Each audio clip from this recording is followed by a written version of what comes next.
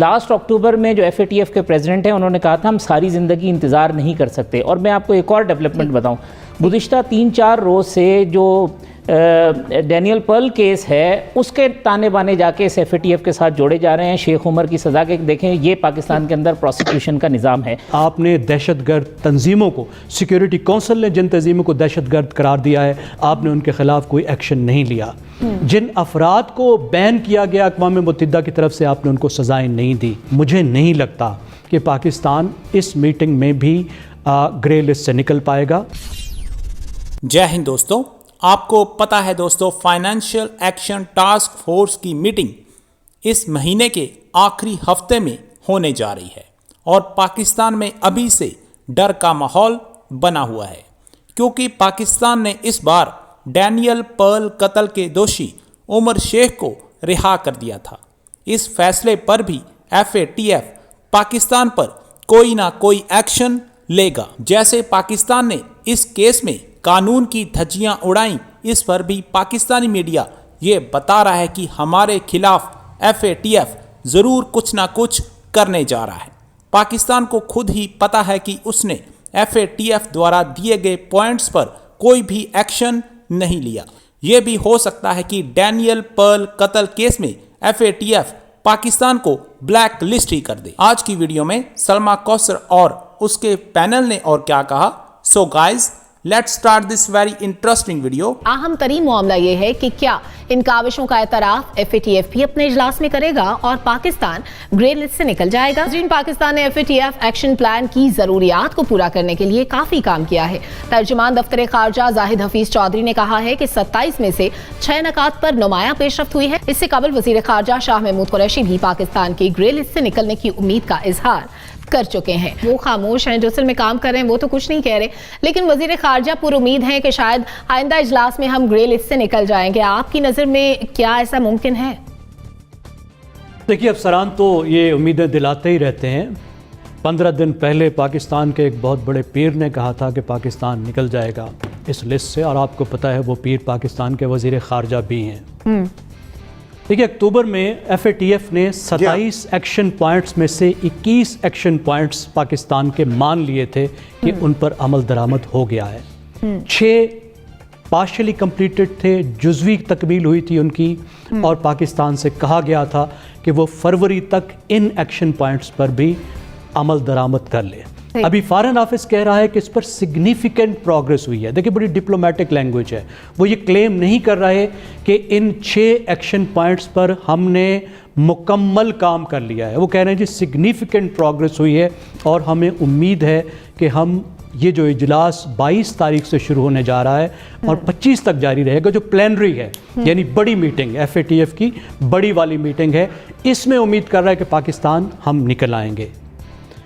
अब जो उन्होंने एतराज़ात किए थे, उन्होंने ये कहा था कि आपने दहशतगर्द तंजीमों को, सिक्योरिटी काउंसिल ने जिन तंजीमों को दहशतगर्द करार दिया है, आपने उनके खिलाफ कोई एक्शन नहीं लिया। जिन अफराद को बैन किया गया अक़वाम मुत्तहिदा की तरफ से, आपने उनको सज़ाएं नहीं दी। और नारकोटिक्स और जो कीमती पत्थर हैं, उनकी स्मगलिंग से जो पैसे आते हैं, उन पर आपने फाइनेंसिंग पर, टेरर फाइनेंसिंग पर आपने काम नहीं किया। तो उनको बड़े बड़े एतराज़ात थे, और पाकिस्तान ने सरसे में बहुत कुछ करने की कोशिश की। आपने देखा कि हाफिज़ सईद साहब और उनके साथियों को भी हमने जेलों में पहुंचा दिया, और भी बहुत से एक्शंस लेने की कोशिश की, लेकिन फ्रैंकली मुझे नहीं लगता कि पाकिस्तान इस मीटिंग में भी ग्रे लिस्ट से निकल पाएगा। पाकिस्तान ने अपनी तरफ से पूरी कोशिश की है कि इस मुसीबत से बाहर निकले, क्योंकि FATF की ग्रे लिस्ट में होना पाकिस्तान की मईशत के लिए एक बहुत बड़ी मुसीबत और एक बहुत बड़ा मसला है।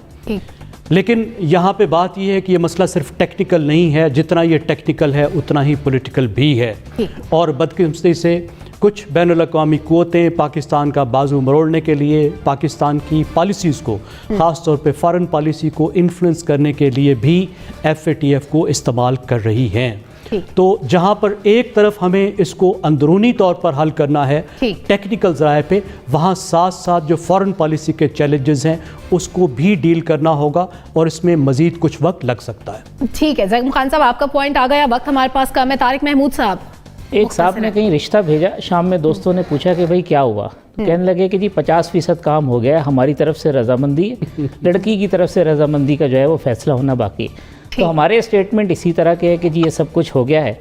एक्चुअल पोजीशन डिफरेंट है। 2 दिन से आप ज़रा जो EU टुडे है, जो गार्जियन की पिछले दिनों की स्टोरीज़ हैं वो उठा लें। ये एक्चुअल में 6 पॉइंट कौन से हैं? ये वो हैं जो एंटी मनी लॉन्ड्रिंग और टेररिस्ट जो फाइनेंस है उससे रिलेटेड हैं। इसके ऊपर उनके कंसर्न हैं।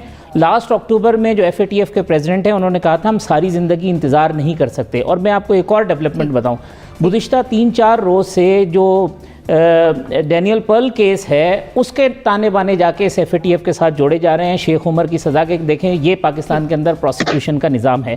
पहले भी उनकी शिकायतें ये थी कि ये जो बैंड ऑर्गेनाइजेशंस हैं, पहले भी नासिब चुगताई साहब, मैंने पिछले हफ्ते भी यही कहा था कि मैं मुतमईन हूँ अपने वज़ीर ख़ारजा के फरमान पर कि हमने सब कुछ कर लिया है और हम अब निकल के करतास या ABS पे आ जाएंगे, सफ़ेद लिस्ट पे आ जाएंगे।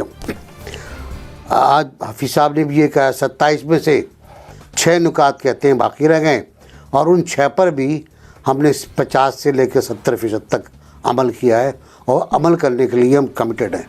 वो कहते हैं हम इलाकाई और आलमी अमन, दहशतगर्दी के ख़िलाफ़, मनी लॉन्ड्रिंग के ख़िलाफ़ हम कमिटेड हैं अमल करने के लिए।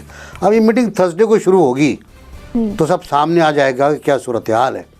25 को मीटिंग होनी है और इसमें किसकी लॉबी है, कौन क्या कर रहा है, किस तरह कर रहा है, वो आपको अंदाज़ा हो जाएगा।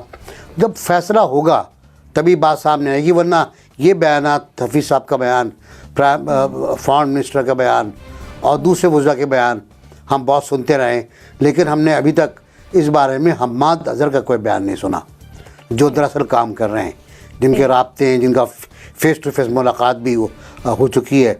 तो लेट अस होप कि बेहतर हो, पैवस्ता रहे शजर से, उम्मीदें बाहर रख, देखिए कब बाहर आती है। हम्माद अज़हर का अभी NBC ने कहा कि वो खामोश हैं, जो असल में काम कर रहे हैं वो तो कुछ नहीं कह रहे, लेकिन वज़ीर ख़ारजा पुर उम्मीद हैं कि शायद आइंदा इजलास में हम ग्रे लिस्ट से निकल जाए।